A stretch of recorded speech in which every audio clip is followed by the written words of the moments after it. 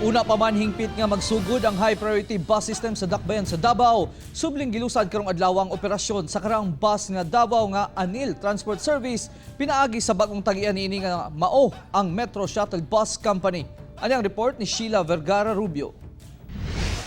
Duha ka mga modernong city bus ang gilusad karon sa Anil Transport Service nga gipanag-iyahan na sa Davao Metro Shuttle. Kini mo biyahe gihapon sa karaang rota sa Anil nga downtown Davao Kalinan. Sumala pa nga gawa sa duha, aduna pay laing 13 ka modernong bus nga moabutay. These are Volvo buses, low floor, low entry ni siya, Euro 5 na, lesser na ang iyahang emission.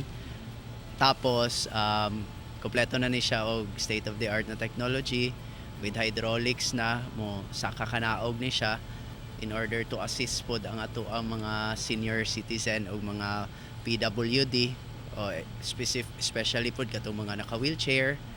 Ang maong mga bagong bus unit susama sa gikinahanglang city bus alang sa programa sa lokal nga kagamhanan nga high priority bus system.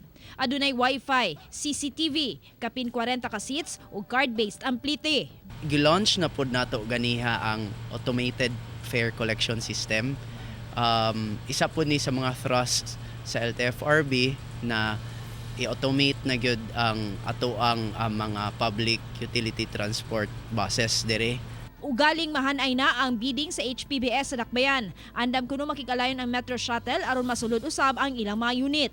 Sa pagkakaron, nagpadayon pa ang syudad sa proseso nga hingpit na nga maimplementar ang programa. Sa pagkakaron, kapin 3,000 sa kapin 12,000 ka mga drivers nga gikinahanglan ang nang-apply. We are now in the implementation more on the applicants, no, for those who wants to apply, because as much as we are encouraging everyone to apply now, but the turnout of we're expecting about 12,264 drivers. Kauban si Bebot Kahes sa kamera, ko si Sheila Vergara Rubio para sa One Mindanao.